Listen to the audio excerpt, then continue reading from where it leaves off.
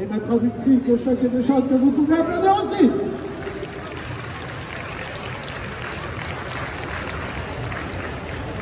Ah là là là. Je peux vous dire qu'on a une chance exceptionnelle d'avoir nos deux invités ici sur cette scène du Paris Manga et que ça va passer très très vite. Ces 45 minutes vont passer très très vite. Alors, on peut commencer si vous avez déjà. Hi there, how are you? Great! Yeah, ok. Très bien. Très bien. Oh, you know some words in French? Two words, très and bien. C'est pas mal, c'est déjà pas mal. Attention, petite photo. Allez, parti, il est chaud. Let's do it. First question, ok. On va aller voir avec le public. Il y avait des questions. Levez la main pour les questions du public. Je vais commencer très tranquillement avec le monsieur qui est juste là. On va lui passer un petit micro. David, c'est ça? Oui, David. Ça va? Oui. Alors, est-ce que pendant en anglais ou en français? Comme tu veux, mon copain. In English? Yeah. Okay. Was there an actor who had a tendency to always remain in character during the making? Never got out of character. You want to translate the question? Du coup, la question c'était est-ce que sur le tournage, il y avait un acteur qui avait un petit peu tendance à toujours rester dans le personnage? I don't know if it was because he was always in character, but David Hewlett on Atlantis was always annoying in real life. Alors, il ne sait pas si c'est parce qu'il était toujours dans le personnage, mais dans Stargate Atlantis, David avait tendance à être un petit peu pénible, comme son personnage.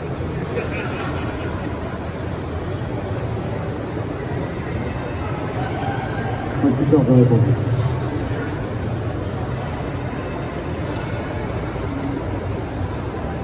Chevron number 7. Gary Jones was always in character. And he's a comedian in real life. So, very funny guy. Gary Jones would be my pick. Gary Jones, chevron numéro 7, qui pourtant est un comique dans la vraie vie. Est-ce que ça te va, mon copain? Oui, oui. Si on peut les applaudir, s'il vous plaît. Moi, j'avais... oui. C'est tout, fini. Oui, c'est un peu pissé. J'avais une question pour Michael et franchement, je voulais savoir, ils ont joué dans la série Stargate. Est-ce qu'en amont, ils connaissaient le film de Roland Emmerich? Est-ce qu'ils avaient vu le film? Est-ce qu'ils en étaient imprégnés, justement, notamment Peter, pour son rôle de Daniel Jackson, le personnage qu'il y avait dans le film? Michael, the question is for you. Before you became Daniel Jackson, did you watch the movie? And did you get inspired by it? Did you work around the character already played by James Spader? I had seen the movie when it first came out in the summer of 1994, or late summer, early fall 1994. And then when I had to audition for it, I went to a place that older people call Blockbuster. Movie rental place. Kids, we used to go to a store. We would go to a store to rent our movies. A store outside the home. It's crazy. In the snow, and we'd walk uphill both ways. Even in the summer. I did see the movie. I really liked Stargate, the movie, for all the way until the last 15 minutes when I thought it fell apart. But I really liked the concept of Stargate, and I did pay attention to Jay Davidson playing Ra before I put Apophis together, yes. Alors, en effet, les deux acteurs ont vu le film. Michael l'a vu quand c'est sorti. Et notamment, il a loué le film, parce qu'à l'époque, aux temps anciens du temps jadis d'avant, il y avait des magasins qui louaient les films, donc il fallait sortir de la maison, d'accord, sous la neige, quand il fait chaud, peu importe, mais il fallait sortir de la maison, aller dans le magasin et louer le film. Ensuite le ramener à la maison, le regarder, puis le rendre encore au magasin. Et en ce qui concerne Peter, évidemment, il a vu le film, il a adoré jusqu'aux 15 dernières minutes à peu près, et il a fait très très attention à la façon dont était interprété le personnage de Rat. Merci beaucoup, Peter. Merci, Michael. On va prendre une autre question du public. Ah, je vois là. Ça commence. C'est bien. Bonjour. Je m'appelle Brigitte. Donc c'est une question pour Michael et Peter. Quel est l'épisode qui est le plus marquant pour vous ou le plus drôle que vous avez tourné ensemble? Oh, it's about episodes you might have filmed together. Do you have one in mind? Some episode really impactful or really funny that you did together? Although the Knox was funny, because seeing Apophis wandering around a forest in his gold outfit was funny.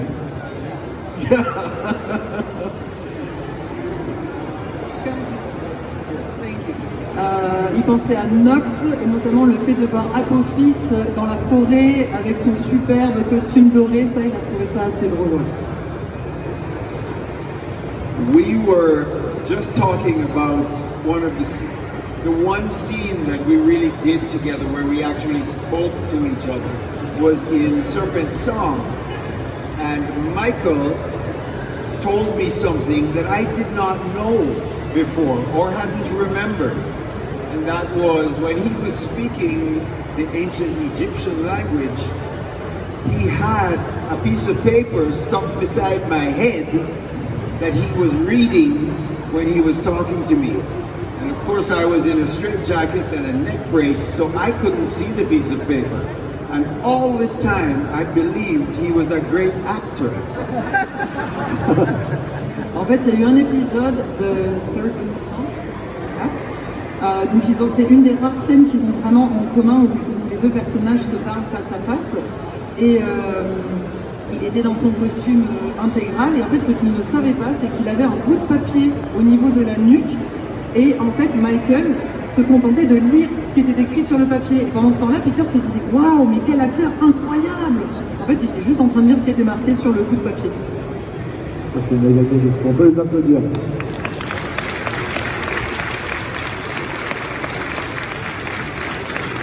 On va prendre une autre question du public. On va aller voir la dame là-bas en rouge.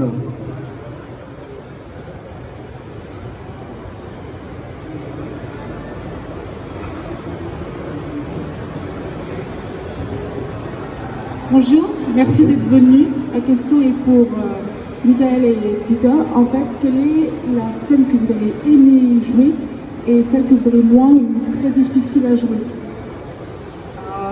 The question is the two of you. Is there a scene that you really love doing, or a scene that has been really hard to do? Is there something like that? I'll go first. There is a scene I found really hard to do. I think it was in season 6. In an episode written by Christopher Judge called The Changeling. There was a scene that I had to shoot on a bridge in West Vancouver where I was looking up at the sun. It was very bright that day and I could not keep my eyes open. Every time I opened my eyes, I would get tears coming down, which would mess the makeup. That was very difficult to shoot. Yeah.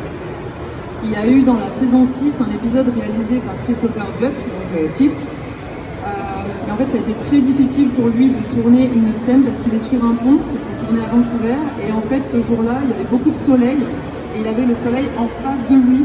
Donc c'était extrêmement difficile pour lui de garder les yeux ouverts. Et en fait, à chaque fois, il avait les larmes qui coulaient. Et du coup, ça embrouillait un petit peu le maquillage. Donc ça, c'était très difficile. Yes. Oh, yes.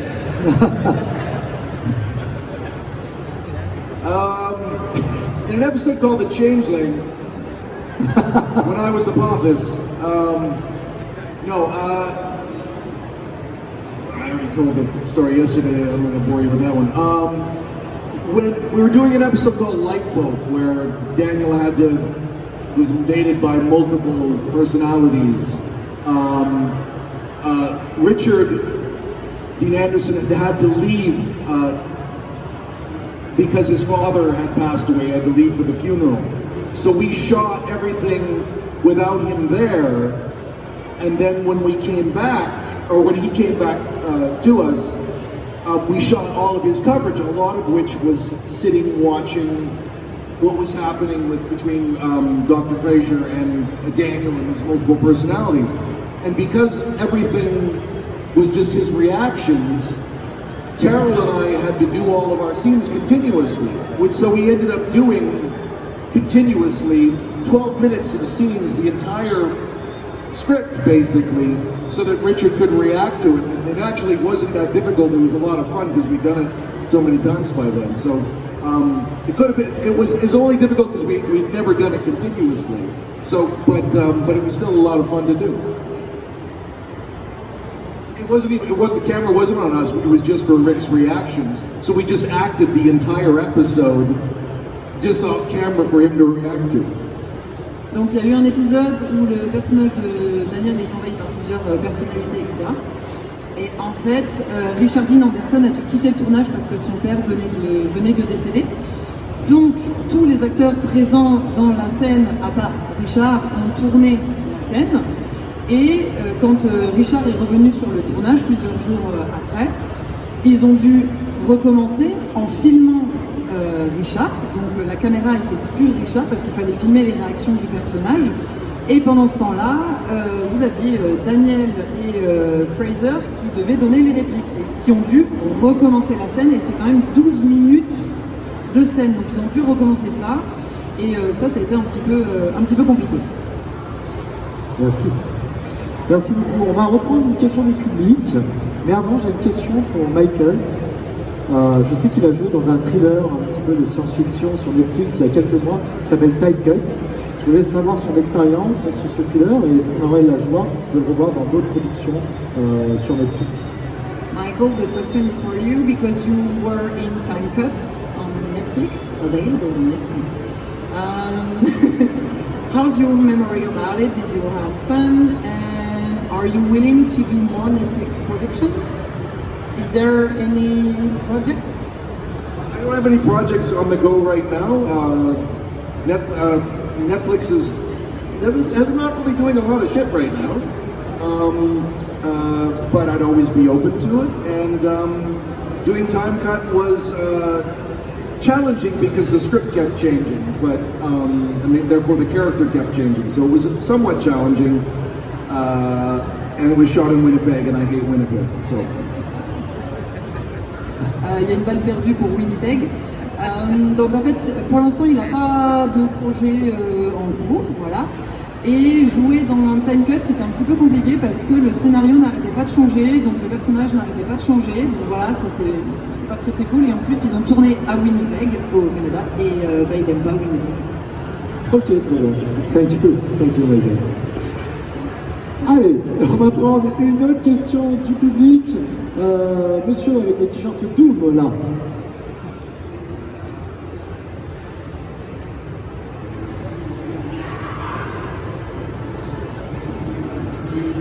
Bonjour à vous, bonjour. Merci d'être venu. J'ai une question pour monsieur Michael Shanks. Est-ce que monsieur Michael Shanks ressemble au trait de caractère à Daniel Jackson dans la vraie vie? Et une deuxième chose, combien de temps a fallu l'instruction militaire pour pouvoir tourner les scènes de combat dans leur globalité dans Stargate SG1? So Michael, the question is for you. Do you have any similarities with Daniel Jackson in real life? Like, do you look like? And about the military training that you had to do? Did you have to do anything for every military action scenes? One similarity that I have with Daniel Jackson is we look remarkably alike. Almost indistinguishable sometimes. And we're both also very sarcastic and stubborn. Or are we? And what was the last part? Oh, military training. No, I didn't have to do any military training because I wasn't supposed to be military, so I got to fire the guns a lot. That was fun. Alors oui, il y a un gros point commun entre lui et Daniel Jackson, c'est qu'ils se ressemblent vachement. Alors, on a même du mal à les différencier l'un et l'autre. Et sinon, non, ils partagent un côté très têtu et caustique du personnage. Et en ce qui concerne l'entraînement militaire, il n'a rien eu à faire, parce que Daniel Jackson n'est pas un militaire dans la série. Donc en fait, il s'est juste contenté de faire cucu avec des pistolets. Ça te va? Le QQ. Le QQ. Pour Peter et Michael, on voit que c'était quand même une très grande famille quand ils tournaient dans Stargate. Est-ce qu'ils ont eu beaucoup d'improvisation entre eux? Est-ce que hors scénario, est-ce qu'ils se sont amusés à improviser sur pas mal de choses? So the question is for the both of you. Stargate seems to have been a great family, you know. Did you have room to do some improv, or did you have to follow the script really strictly?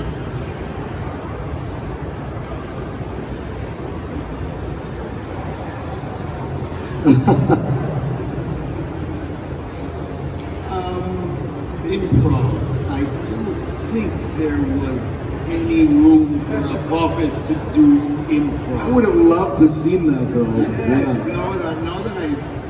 now that I think of it, the only improv I've ever had to do as Apophis is at conventions when we sometimes get presented with fan fiction or fan-created mock scripts to enact in scenes on stage, and sometimes you just have to go with the flow. I remember doing one with Martouf, doing a scene with Martouf at a convention in Vancouver, and it went way off the rails. It went into territory I don't feel like recreating now, but it was fun. So, no, not on set for me personally, but at conventions, yes. En ce qui concerne Peter, donc sur le tournage en tant qu'Apophis, il n'y avait pas vraiment de place pour lui afin d'improviser. Par contre, en convention, il a beaucoup fait parce que les fans parfois se présentent à lui avec des fanfictions ou avec des scénarios qu'ils ont eux-mêmes écrits, et donc parfois ils ont joué les scènes de ces scénarios écrits par les fans. Il y a eu notamment une convention à Vancouver, il était avec Martouf, et donc on leur a présenté un faux script, ils ont joué les scènes, et apparemment l'improvisation est allée très loin, et non, ils ne peuvent pas le refaire aujourd'hui. And the evidence is on the internet. Et vous aurez toutes les preuves sur internet.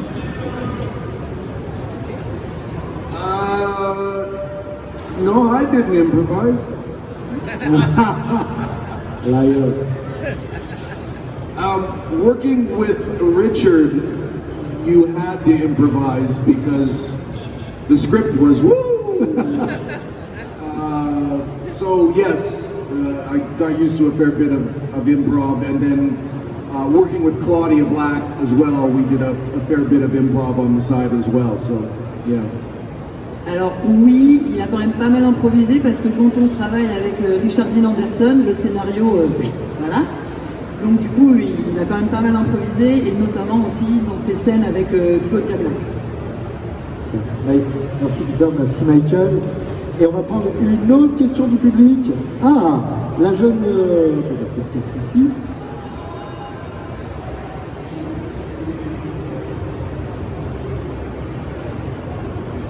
Bonjour. I will do it in English, please. Yeah. So thank you for being here. I have a question for Michael. So if I understood correctly, Daniel is part of the team because at the beginning he wants to save his wife. But then his wife dies very quickly. And between season 2 and season 3, the character has a huge shift, both physically and mentally. So how did you approach this transition of your character between season 2 and season 3? La question concerne en fait le changement du personnage de Daniel Jackson physiquement et mentalement entre la saison 2 et la saison 3, puisque le personnage de Daniel était marié et puis sa femme est décédée. Et donc entre la saison 2 et la saison 3, son personnage change drastiquement et la question pour Michael est comment est-ce qu'il a abordé ça? Well, she didn't die until season 3. She died in the episode Forever in a Day.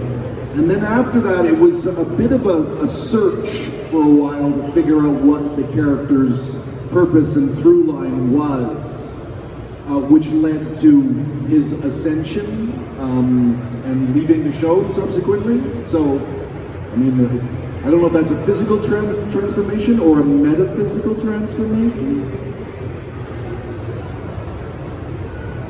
Go ahead, good luck with that. Donc effectivement, après le décès de sa femme, Daniel Jackson doit retrouver un but dans la vie, en fait, donc il erre un petit peu, et ensuite arrive l'ascension, et c'est pour ça que le personnage à un moment donné quitte la série, et Michael se demande si c'est vraiment un changement physique et mental, ou si c'est pas plutôt une évolution métaphysique, et il vous laisse réfléchir sur la question. But to continue, coming back to the show in season 7 full time, the idea was to have the character much more action oriented because he was now taking a different tact in dealing with the enemy, if you will. And so that was what led to the physical development and so on and so forth.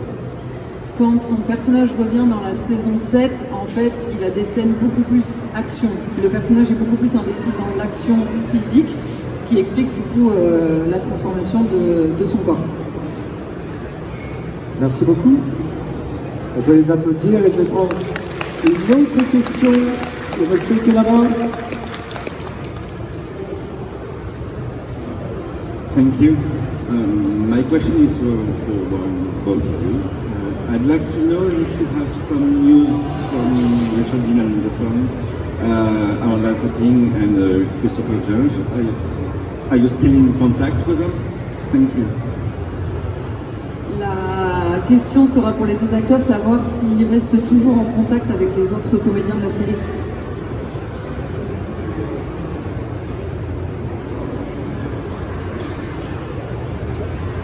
I do not keep in touch with the other members of the cast as a general rule, but it's been so many years since the show was on the air, since we actually worked on the show, that there have been periods where I have been in touch with certain people.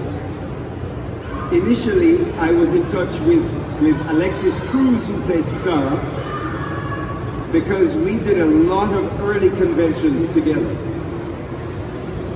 As time went on, I lost touch with him, and I stayed in contact with Suan Braun, who played Hathor, Cliff Simon, who played Baal, and Jacqueline Samuda, who played Nirti. And we are in touch on social media as best as we can be without Cliff, but those four in particular, for me. En général, il ne reste pas forcément en contact avec les membres de la série, mais comme la série commence maintenant à dater un petit peu, il s'avère qu'il en a retrouvé à travers les conventions. And I will have you say sorry, the names one more. Yeah. So in addition to Alexis Cruz, who played Scara, Jacqueline Samuda, who played Nirti, Swan Braun, who played Hathor, and Cliff Simon, who played Baal. I have also stayed in touch with David Nichol, who from Atlantis, I believe, who has become a good friend of mine. And sometimes when I go to Vancouver, I stay at his house. Yeah. Est-ce que vous avez retenu tous les noms qu'il a donnés? Ok, merci. Par contre, c'est avec Alexis surtout qu'il avait recommencé à être en contact parce que c'était la personne avec qui il faisait les premières conventions Stargate. Et donc voilà, au fur et à mesure des conventions, il renoue le contact. Et donc les 5 personnes qu'il vient de citer sont les personnes avec qui il est le plus. Et notamment le dernier qu'il vient de citer, il est déjà allé là-bas à sa maison à Vancouver.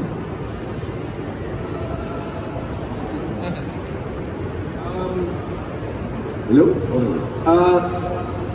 I see Amanda a fair bit. We live near each other. Martin Wood, who is one of our regular directors, lives 2 blocks away, and our sons are best friends. So, yeah. So I see him a fair bit. Richard, I keep in touch with via text. He was, I checked up with him during the fires in Los Angeles, him and Ben, to make sure that they were okay. Rick was sitting in his house with no electricity, but his house was fine. And Ben had moved to an apartment, his daughter's apartment, because they were evacuated out of Malibu. And then a week later, they were back with the bulldozers protecting their property. I'm going too fast, aren't I? Go ahead. En ce qui concerne Michael, il est plutôt en contact avec Amanda et avec un des réalisateurs de la série parce qu'en fait ils habitent pas très loin les uns des autres et d'ailleurs leurs fils se côtoient, donc eux ils les voient quand même assez régulièrement.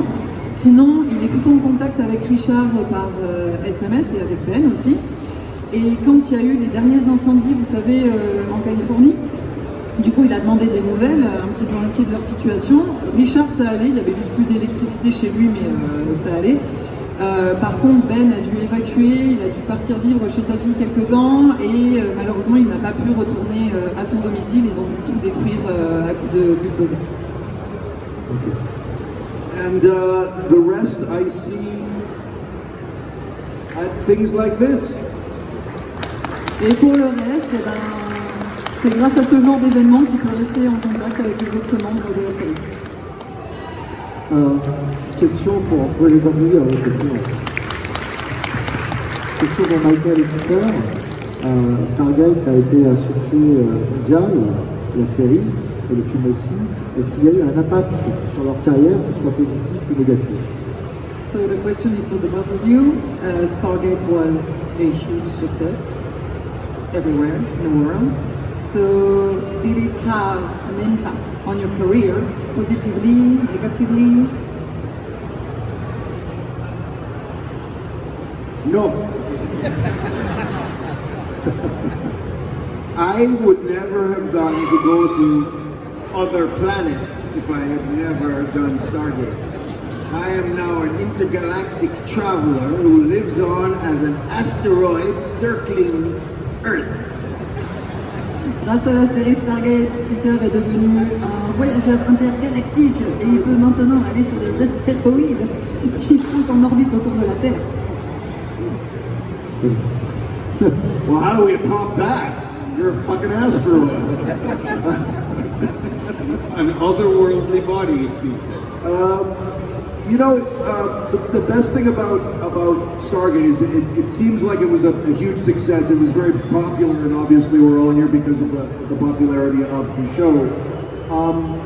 It didn't really have any kind of effect on career.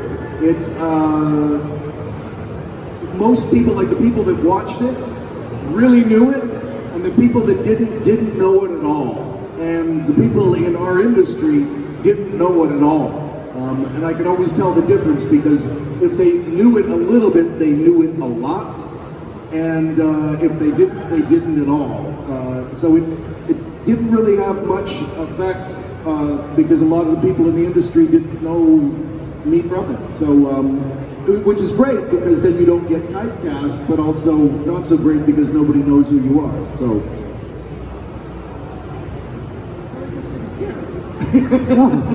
Bon, alors déjà, on peut pas faire mieux qu'un astéroïde, mais en fait, ce qu'il explique, c'est que la série Stargate, pour les fans, voilà, les fans connaissent la série, c'est un truc énorme, mais les gens dans l'industrie du cinéma, en fait, ne regardaient pas Stargate, vraiment, ils le prenaient pas du tout en compte.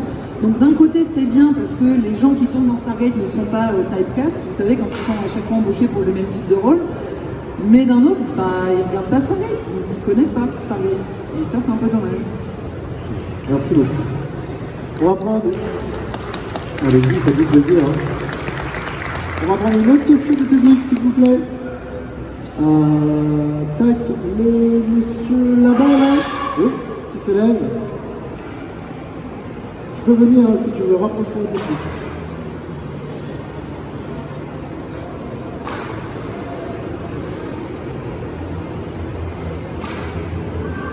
Bonjour. Bonjour. J'ai juste une question pour Peter Williams. Oui. J'aimerais savoir quelles sont vos inspirations pour jouer le personnage d'Apophis. The question is for you, Peter. What were your inspiration to become Apophis?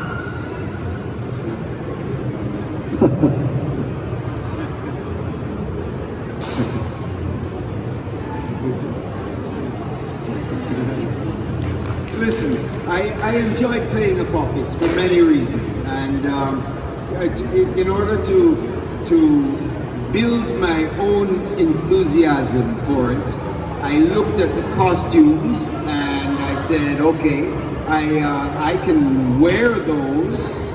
They're not exactly comfortable. Let me describe one of my costumes to you.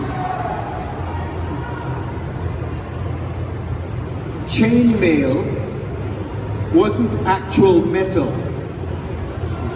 It was a very itchy kind of jute, you know, jute or hemp. The material.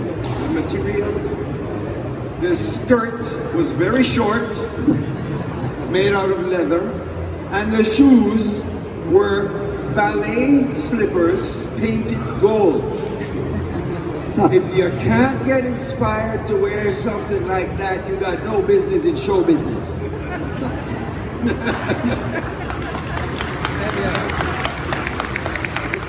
Comprends? Ok, donc son inspiration principale, en fait, c'était le costume qu'il avait apporté pour jouer le rôle d'Apophis. Le costume était un petit peu particulier parce que du coup, la cotte de maille, c'était pas du métal, ça grattait beaucoup.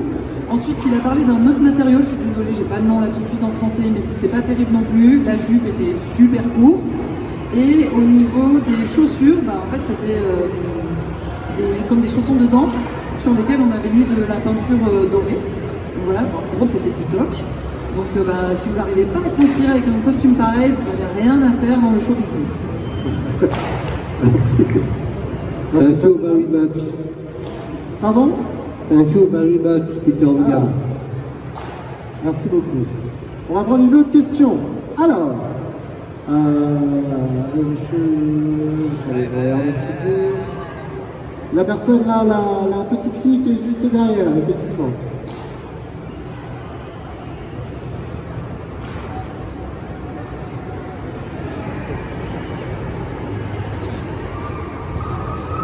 On va laisser le micro. Et bonjour. Bonjour. Tu veux te lever? Non, c'est bon. Vas-y, ta question. C'était une question pour Michael. Comment ça a été dans l'épisode où Daniel Jackson joue plusieurs personnalités? Comment ça a été dans les scènes de passer d'une personnalité, par exemple le capitaine qui était super énervé, c'était le roi, et de passer de ça à, par exemple, le petit garçon qui savait pas où était son père. Comment ça a été? Est-ce que c'était facile ou difficile? The question is for you, Michael. You know the episode where you have to play multiple personalities. She's really wondering, like, how was it for you to go from like the captain who is really angry to the scared little boy who is lost? Was it difficult to do that? Oh boy. Drop in, everybody. I had done a movie the previous year that I did Lifeboat, where I played a psychologist that was looking after someone who had multiple personality disorder. And the actor playing that character was only cast a day before she had to start shooting. And because of the switches to the different characters, she didn't have much time to prepare. And I remember watching her with a lot of empathy, going, this sucks, man. You didn't have enough time to really flesh out these personalities. And so I thought to myself at that time, if I ever get the chance to do this, preparation is the key. Really figuring out who these people were in a dimensional way before I would do it. So I did a lot of homework before as to who these people were before we ever see them, to make them very specific types of characters.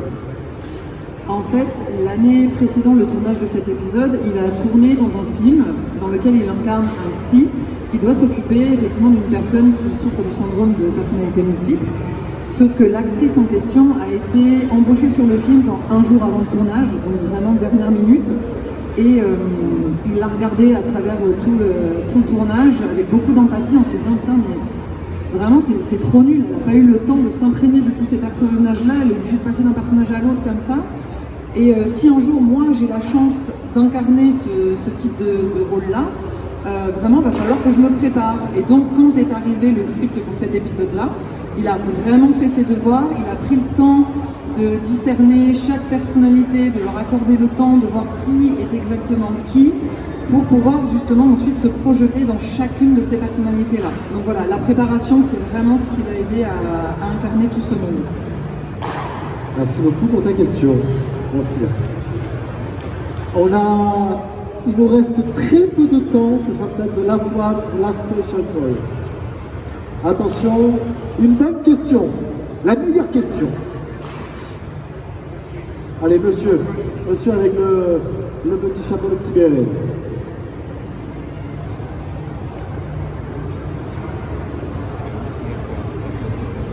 Just a simple question. Mr. Peter Williams, what it takes to be a great actor? La question c'est qu'est-ce qu'il faut pour devenir un grand acteur? It doesn't take very much to be an actor, but to be a great actor, I think it takes humility. And actors don't have a lot of humility. So you get a lot of average actors and you get very few great ones. I don't claim to be a great actor, so I cannot answer that question.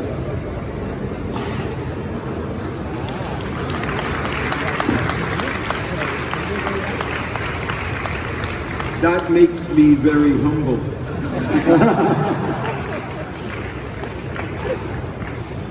Devenir acteur, ça demande pas grand-chose, mais être un grand acteur, ça demande de rester humble. Et malheureusement, il y a beaucoup d'acteurs moyens et il y a très peu de grands acteurs. Voilà. Et il pense qu'il ne peut pas répondre à cette question parce qu'il ne se pense pas être un grand acteur, ce qui fait de lui quelqu'un de très humble. Merci beaucoup. Messieurs, dames, s'il vous plaît, applaudissez comme il se doit Michael Shanks et Peter Williams, qui nous ont fait l'honneur d'être ici sur cette scène de Paris Manga, et nous allons faire... Merci beaucoup. Merci, Michael. Et on va... Picture with the audience? Yeah, let's go.